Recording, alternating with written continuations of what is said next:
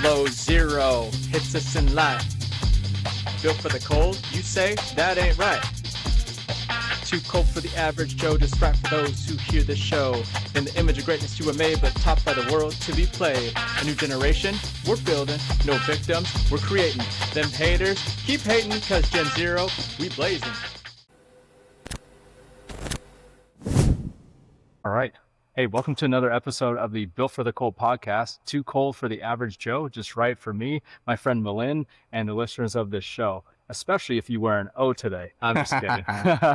But this is a podcast where we literally talk about overcoming like kind of life circumstances, build resilience, kind of experience any type of D in our life, whether it's depression, divorce, despair, without blaming the God. So what's funny is about this podcast is very impromptu. I'm on the plane this morning. Milind and I decided like last week we're getting tickets together. We met through 7th level. He's actually one of our top students. He kind of like flies under the radar though. Like you don't really kind of know what he's doing. He's just doing a lot of things like working with Cardone, Pat David, Hermosi, and just kind of like subtly in the background. And I was kind of like, all right, that guy seems pretty cool. And I don't know anything about his background other than the fact that he has sold a lot and that he works with a lot of top people many of you have heard from. So I'm excited to hear your story, kind of different parts of it, and we'll go from there. All right. Well, I appreciate it. I'm honored to be here, guys, and I hope you enjoy the show. Big football game tonight. Yeah. Let's kick right into it, man. Let's kick right into it. We'll do that in a second. Yeah, so I'm going to go back way old school, Joe. God, I'm going to ask you some questions too. Yeah, let's do it. So I'm going to dial it back to September 20th, 1972. I was a few months old. My dad You do not came, look like... Oh, thank you. I'm way over 50, yeah. My goodness, man. So thank you. Good for you. My dad came here that date, September 20th, 1972, to America with $8 in his pocket. Wow. He came here under not the pretense, it was his motive, to go to med school. He's a cardiologist. Okay. And he told Mom, he said, hey, you know what? Let me go here and get a superior education and come back. Well, do you know who president was in 1972? Man, was it Reagan? Oh, no, that's 80s, brother. That's 80 to 88. I'm going to teach you some history. This is almost. So Richard Milhouse Nixon was impeached 2 years later. Oh, man. History wasn't my strongest. Watergate. Yeah, Watergate. Everyone knows Watergate. So what happened? Wow. Dad saw a superior education. And here's the crazy thing, not to make it about culture or anything, but everyone asked me, God, are all Indians doctors? Well, I wasn't smart enough to be, but my dad's generation, a lot of them came over, and the reason is there's a shortage of physicians. So the Nixon administration was like, will you guys stay? He went to my mom, who was none too happy. She said, you promised me we'd go home. And he just said, this is like the land of opportunity. Our kids will get a better education. I'll get a better living. Wow. So his first year, he made $8,500 as a medical student. Well, what does that compare to today's dollars, you think? Oh, that's a good question. You could chat GPT that, but that's not a lot of money. Probably 30, 35, 35, just enough. And he made rent late, but he lived by the hospital. So in those days you had deals. So that was my that was my story. That's how I came here, first generation.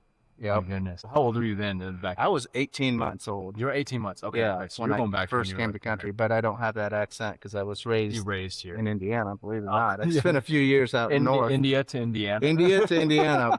The sad part. I shouldn't say sad. I love my Indiana roots, but my dad had choice to grow up in Newport Beach, California, or a little farm town called Marion, Indiana, which was a basketball factory back in the day, and he picked Marion.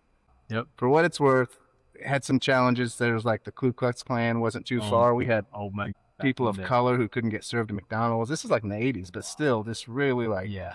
I mean, it's not it's only, what, two decades? I know. Barely. It's crazy that I think about it now. So anyway, fast forward, go to IU. I was doing ultrasounds for my dad because I was an idiot in high school. I didn't take school serious until my senior year. And he said, you better learn something different besides flipping a burger. So he's like, here's an ultrasound machine. My tech will teach you how to use it. I hated it. So did that, went to IU, and he said, get registered as an ultrasound sonographer because if the economy tanks, you'll always have a job. But then I got with this awesome outfit in Indianapolis, the biggest cardiology group in the country at the time, 80 cardiologists, foreign concept. They taught me how to do it. I graduated from IU, moved to Arizona.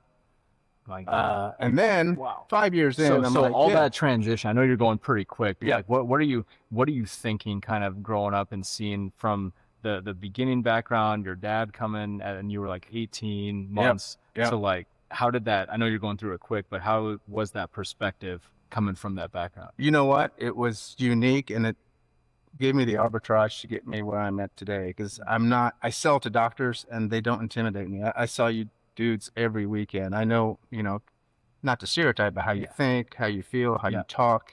Yeah. So I'm like, dude, I know what you're doing. Yeah. So I learned that ultrasound skill, but I knew I didn't want to be an ultrasound tech forever. I got my MBA back in 2000s. Okay. It was okay. It was buying Back three in letters. Indiana? You guys No, have pretty good business? Arizona. Oh, Arizona. Oh, so yeah, that's I wish okay. it was Indiana, but no. Yeah, a good MBA program over there. Yeah, they got a great. Got out of clinical, worked for McKesson, which is a Fortune 20 company. Okay. Worked for GE, which is huge. Fortune 10. Everyone's probably heard those companies. Yeah, but then I realized corporate America's not for me. So got out, started my own thing. And how old are you then? I was your age. You're early 30s, right? Yeah. I was about 32. Hey, you at least got it right. Some people think I still look like 25. Oh, yeah, like, yeah. That's the age. Yeah, no, I heard. Yeah, no. Asian don't raise That's anything. right. That's right. So that's exactly, I was Joe's age. Yeah. Started, got into sales. But the good story about this, or a lesson for everybody, they made me take a sales test called the Colby. Okay. Right? No. Failed it. They were like, you are far too analytical. You need to be an engineer. You can't sell. Wow. You think And too look much where in you are blacks and today. whites. Yeah, right. So actually, I love being the underdog.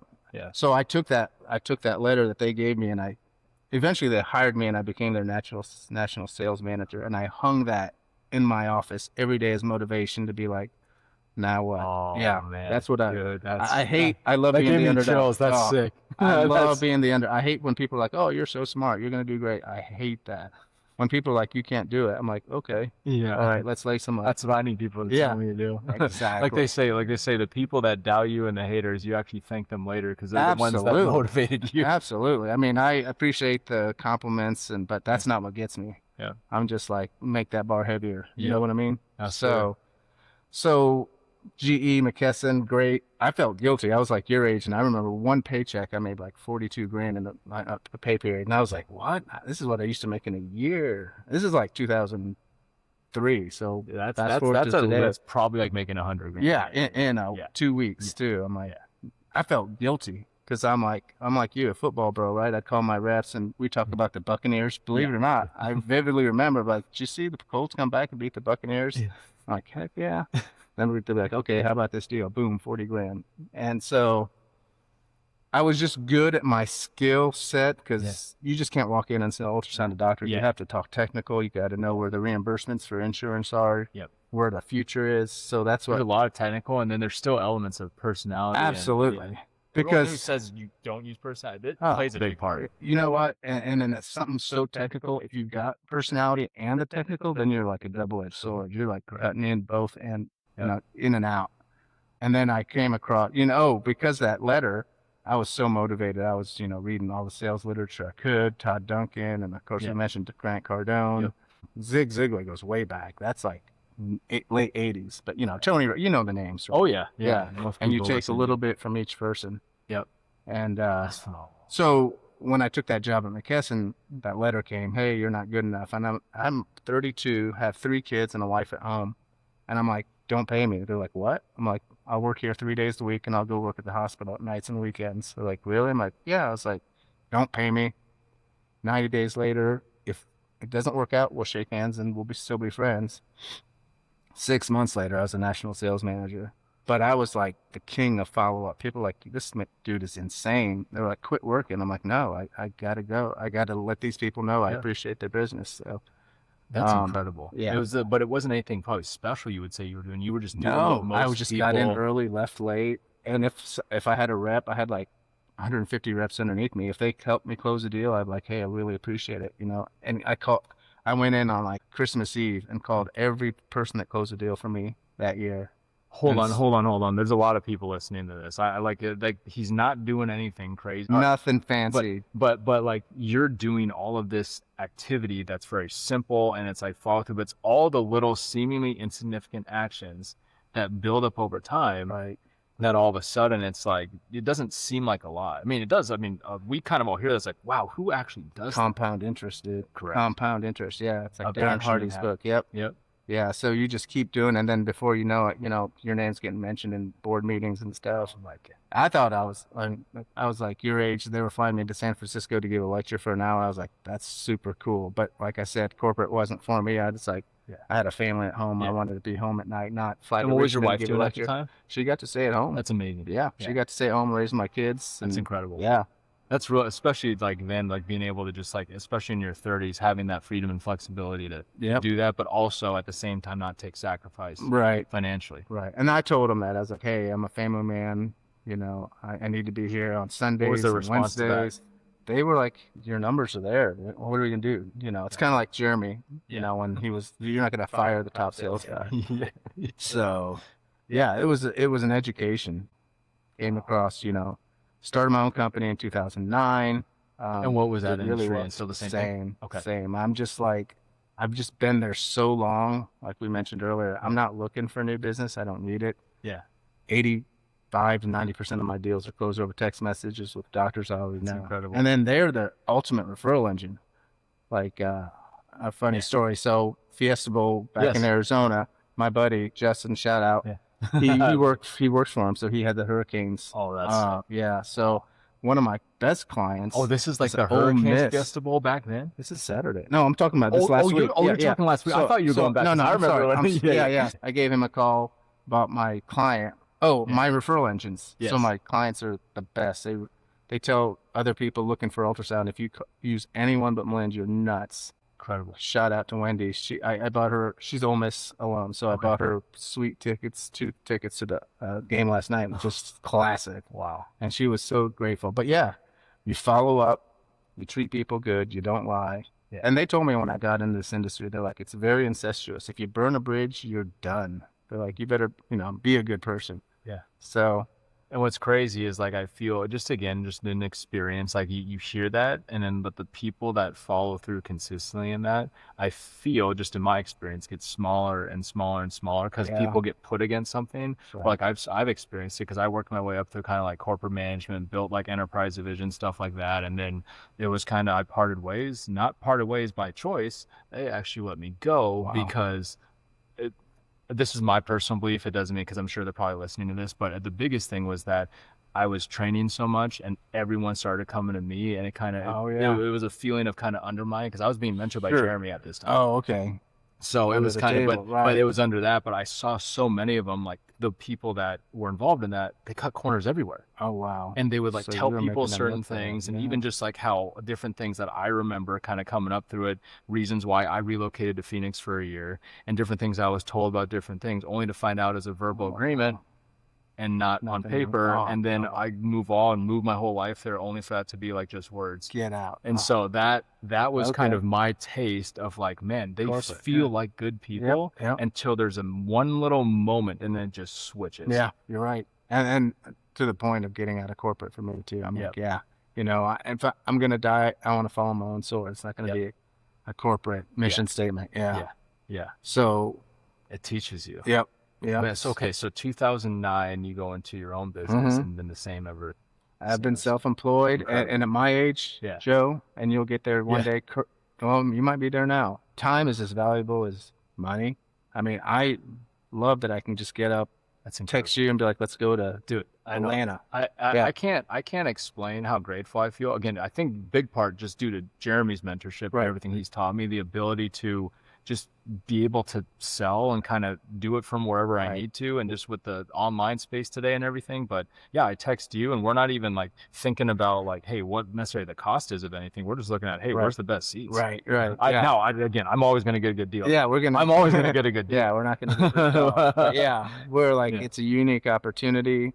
I've been watching you, and you've been an immense help to me. Thank you for Oh, you're very welcome. And then, you know, Jeremy, like you said, he's the GOAT. It's just, you just marvel at that guy. I just, Yeah, that yeah. it's even being in person with him is something that it's unlike anything else, because you see how he works, you see how he moves. Right. Even like I was just talking to so I'm doing a podcast with one of our clients. His name's David. Okay. Next week in Puerto Okay. Rico. Oh, wow. So his team he were brought on, but like he did a podcast with Jeremy, and like he was just like, dude, Jeremy and I recorded the podcast the day before Christmas. Wow. And Jeremy's still, everyone else is out of the office, Sick. and Jeremy Is is that still right? there. He was just telling me Is that that today. right? Wow. And that's I want to be around people like that who I Absolutely. aspire to, that have that drive and motivation. Yeah. So Yeah. and I, without even knowing your background, without even, because I know you Right. come on the calls Right. and kind of just like Make subtly some funny comments. some funny comments. Yeah. But I recognize people that have the it factor, and they're not always kind of just the Appreciate it. first to raise their hand. They're not the first. We're to raise not the, always the loudest. no. But we paid our dues, man. It's so crazy how like all we had to do from this interaction happening was,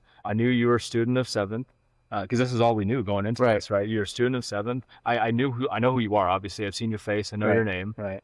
What else did I know going into today? Other than that, we were just commenting started on Facebook. I was watching the Oregon game with my neighbor, who's an Oregon fan, by the way, Okay. which is ironic. Oh, We're in wow. Florida. Okay. But we're watching that. You comment a couple of things. You tell me you're an IU alum, and I'm like, oh, they beat Bama. Let's go. We thrashed Bama. We thrashed Bama. But I didn't need to know much else, Right. because the the trust, circle we keep. the circle we Yeah. keep, Yeah. knowing who we associate Right. with, there's an instant like trust Exactly. and understanding and mutual understanding. It's like you're in the I don't mean to interrupt you here. It's more of like you're in the trenches together, even Yeah. though it's not the same exact trench. No, it's not, but it's psychology, right? It's Correct. emotions, like minor teaches us. And I met you in April in Phoenix. That's, Yes. I mean, we didn't meet. I saw Yeah, you and yeah. saw you Yeah, talk. yeah. But leaving there, like you said, being with Jeremy in person, you're like, this feels like performance enhancing drugs. It's like not fair to other Oh. salespeople. I was like, It's not. we're gonna crush these people, and they're not gonna know what happened. It's really it's dangerous, because like, you know, when you have that type of skill with the Yes. wrong character and Oh my power, that God. can be used in the wrong way. John Rockford, listen to this, because I was like, thank God Jeremy's not. That's what I told John the first time I talked to him. I was like, Yeah. dude, if he was a cult leader, he would like have billions of people. He's like, good analogy. I'm like, dude, he is like the king of persuasion, Yes. and thank God he uses it for the right. But yeah, Correct. yeah, Yeah. and doing something for them, not to them. The biggest motor, because I know, I mean, anytime you build something, there's going to be people that see Jeremy from different lights. Oh. And I think the biggest testament that attracted me to just his Right. cause, what he's doing, all of his kids are involved in his business. Yep. All of his kids. That's how you know Lifts someone's them trying to up. build something to He lifts actually them up. like last Leave versus legacy. just Yeah. exactly 100%. 1,000%. So yeah, man, that's my story. I just started from nothing, That's cold incredible. calling back in the day for GE, and I remember. No, obviously specifically- I train cold calling. I would Yeah. love to know kind of what your pitch sounded You like. know or what? you This started. you're talking about 2003. Yeah. When I went to GE, they handed me a cell phone, a laptop, and the yellow pages. So like, good luck. For And those that- of you that don't know what yellow pages are, it was these big books that like they were Yeah, yellow 10 pages. Bibles stacked Yeah. on top of each other. And I was just flipping. But Google was in its infancy, about 5 years old. And I was like, you know what? I'm sitting in Indianapolis. I'm like, I'm going to Google Kansas City cardiologist. And I remember calling and talking to this doc. And like in a week or two, Yeah. he sent me $100,000. And my boss was like, what did you do? I'm like, I don't know, just luck. And they're like, no, that's not the answer. I'm like, I don't know what I did. They're like, that's never happened before. I'm like, so we've talked Yeah. and we've communicated. Yeah. We read the same books, Yep. Atomic Habits, Yep. and, you know, Oh yeah. so you pick up on things, Yeah. right, from leaders, and you're like you said, it's not rocket science. I couldn't get into med school. I think my dad knew that. That's why he's like, here's an ultrasound machine. Yep. But you treat people good, you follow up, Yep. you stay true to your word. You know what? People will pay I pay a premium for good service. I mean, 7th level isn't cheap, Correct. but I think it's worth. By the way, for all you, value it's actually $1 times million to join. So I'm 10. Next week, yeah, Jeremy's gonna raise the price. yeah. Next week, Jeremy's raising it. Yeah. Get in. So people will pay a premium for good service quality. And I was at a tailgate an hour ago on my way here, and I had a client say, our machine's down. And I just reached out to somebody and said, hey, take care of this. And boom, it's done. You know, before I saw you, it's Wow. done. Yeah. That's incredible. So GE's not going to do that. No hate No. to GE, but no big behemoth organization's going to be working on, you know, Friday night. Yeah. Yep. So that's our advantage. We're small, we're nimble. I love it. Yeah.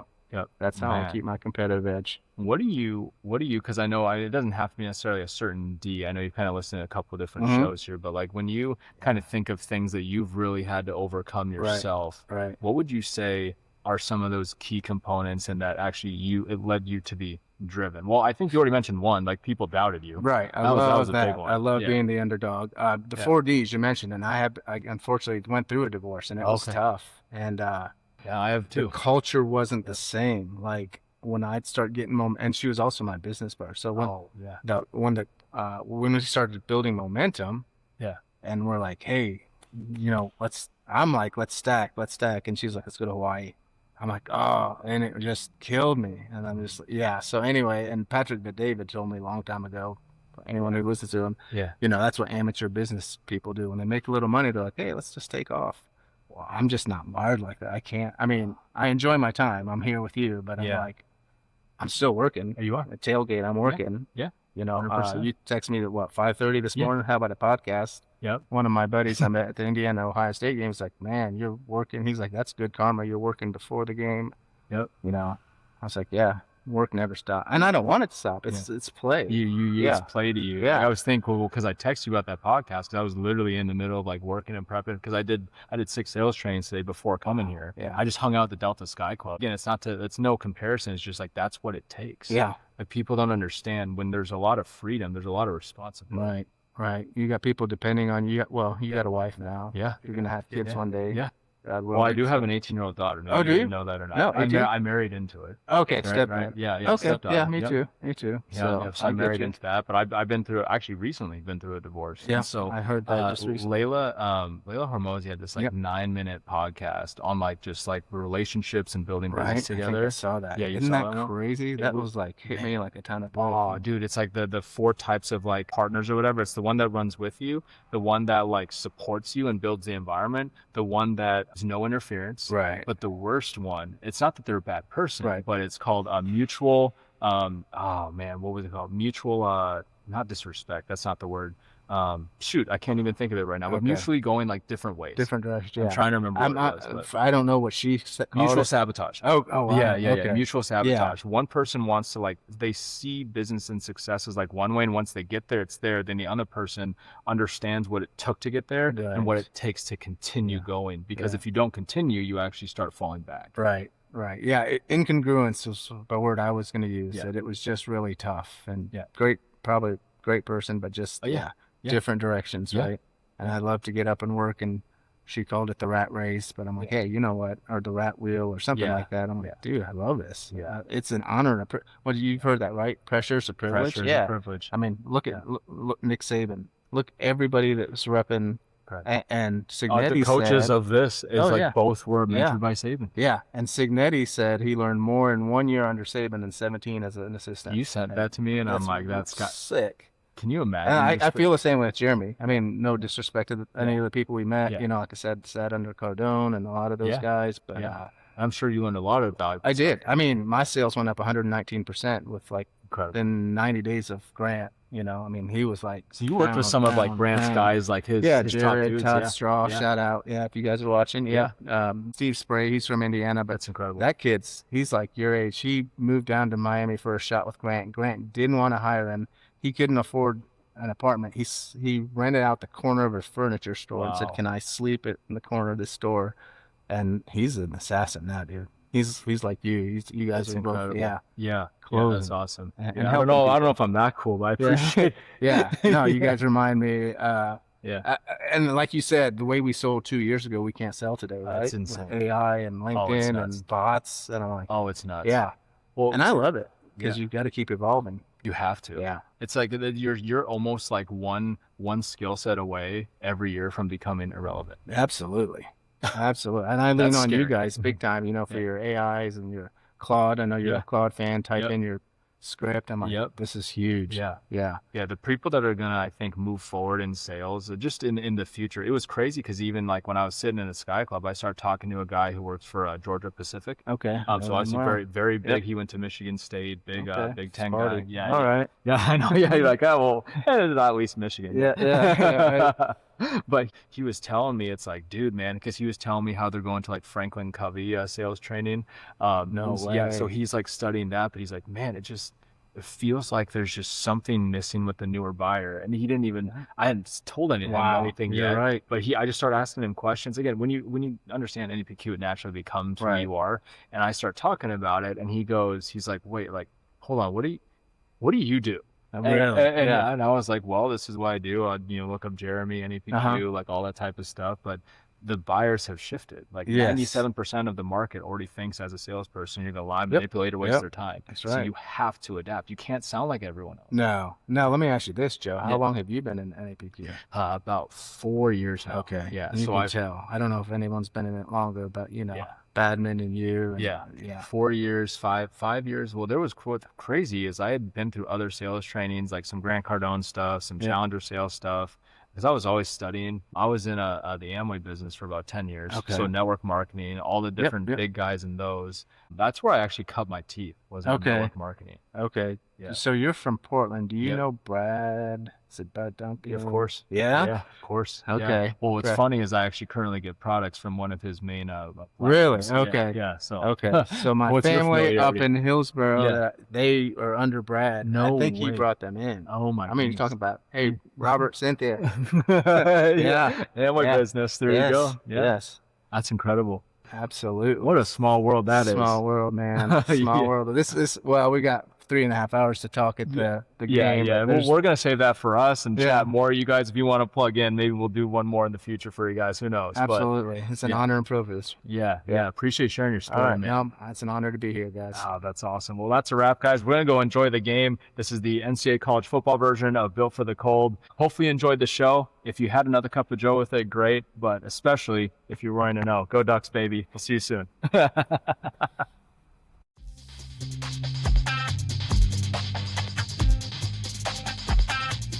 This is where winners learn to be great. Built for the cold, you say? That damn straight. The lessons, the love, the insights from above. Hope you take them and grow, even with another cup of Joe.